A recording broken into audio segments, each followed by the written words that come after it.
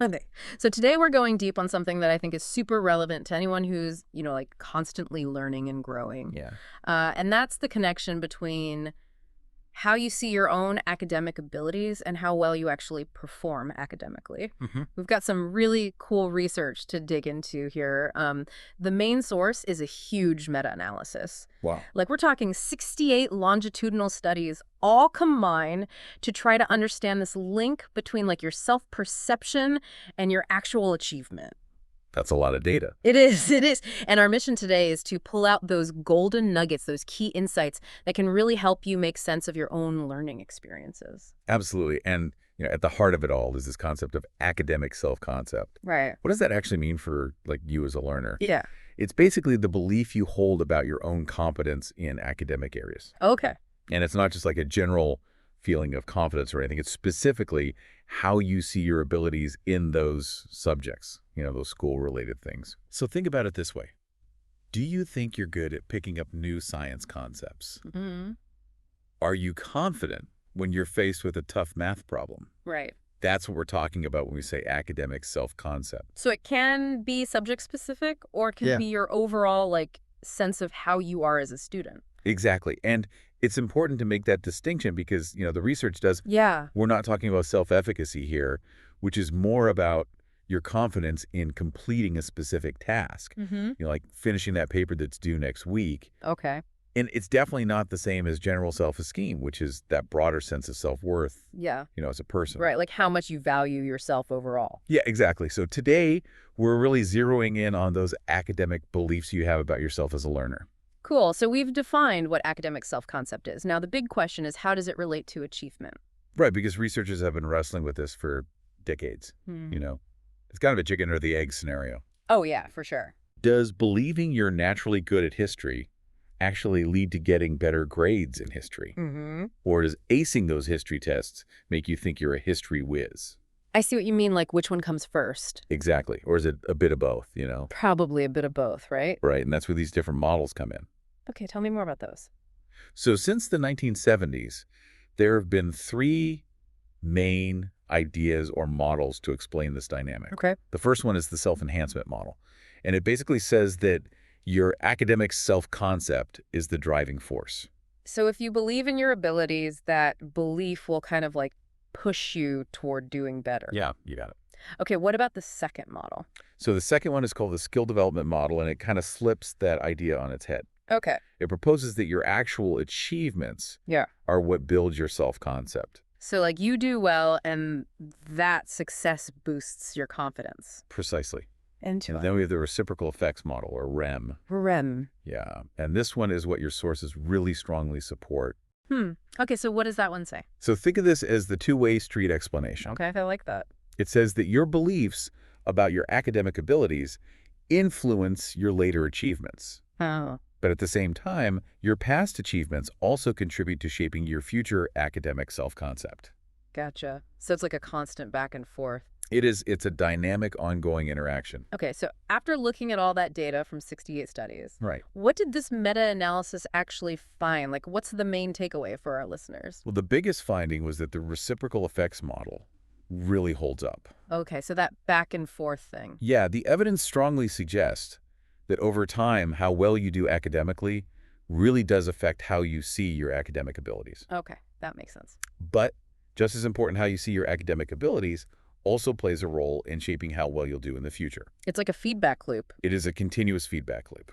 So are these influences like equally strong in both directions? Well, that's where things get even more interesting, because the researchers actually measured the strength of these influences. Oh, wow. Okay, how did they do that? They used a statistical measure called beta. Think of it like a gauge that shows you the impact. Higher beta means stronger influence. Gotcha. And what they found was that achievement had a slightly stronger impact on academic self-concept with a beta of 0.16. Okay. Now, the impact of academic self-concept on achievement was still significant, but it's a bit lower with a beta of 0.08. So it seems like doing well tends to boost your confidence a bit more than your confidence immediately makes you do better. Yeah, that's a good way to put it. But I also remember something about age being a factor. Absolutely. Yeah. You've hit on a really crucial point.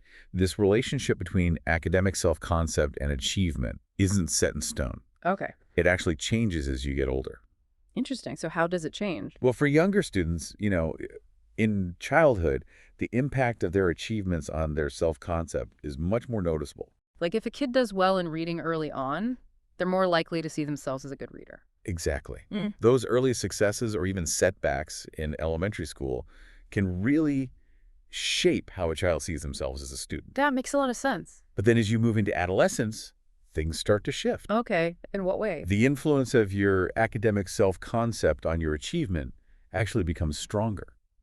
Oh, wow. So like your belief in yourself starts to matter even more. It does. It's as if that belief starts to pull you along your academic path. So in childhood, it's more like I succeeded, so now I believe I'm good. But in adolescence, it becomes more like I believe I'm good, so I'm more likely to succeed. Yeah, it really highlights how there's this developmental progression. Yeah. At first, your actual experiences in the classroom really shape how you see yourself as a learner.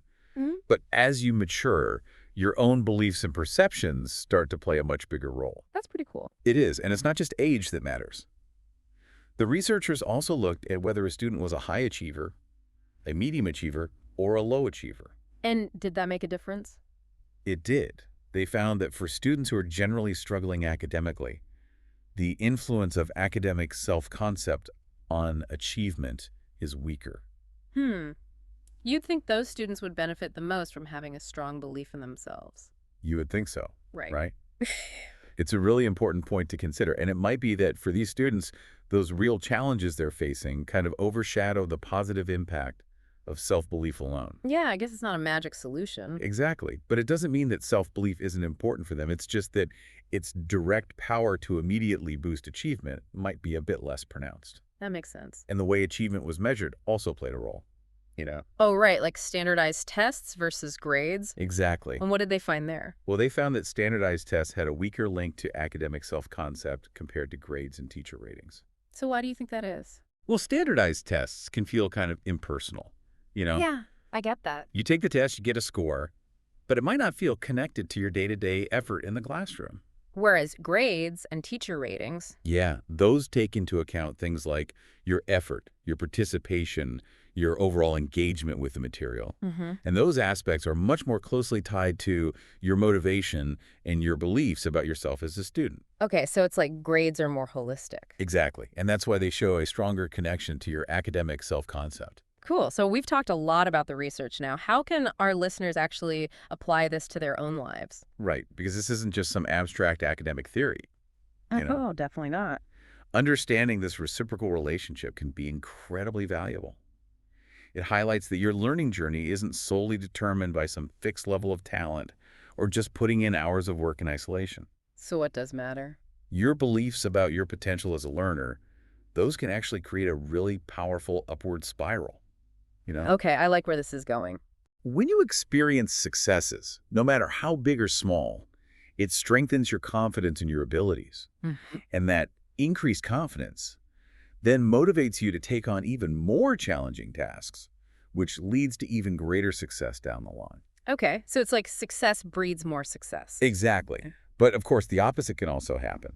If you start doubting yourself. Yeah, if you start believing you're just not good at something, it can really affect your motivation and your effort. You might give up more easily. Exactly. You might be less likely to really engage with the material or push through those tough spots, and that can lead to less success, which then reinforces those initial negative beliefs. So it's like a downward spiral. Yeah, but recognizing this pattern is a huge first step Okay. because it means you can start to take more control of your learning. You can consciously work on cultivating a more positive academic self-concept. But it's not about just pretending you're amazing at everything, right? No, it's not about faking it.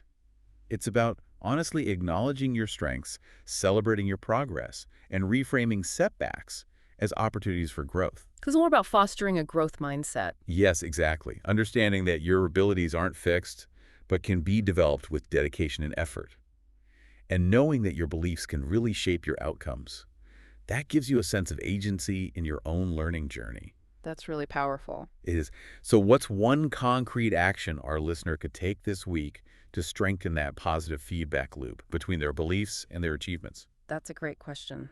What do you think? Well, maybe they could take a few minutes to reflect on recent academic success, even something small. you know? Like acing a quiz or finishing a tough assignment. Yeah, exactly. And really acknowledge what they did well and the effort they put in, because that reinforces the connection between their actions and those positive outcomes. And that can boost their self-belief. Exactly. Or if they're dealing with a challenge, they could try to reframe it not as a failure, but as a chance to learn and improve. So instead of beating themselves up, Yeah, they can focus on figuring out what they can do differently next time.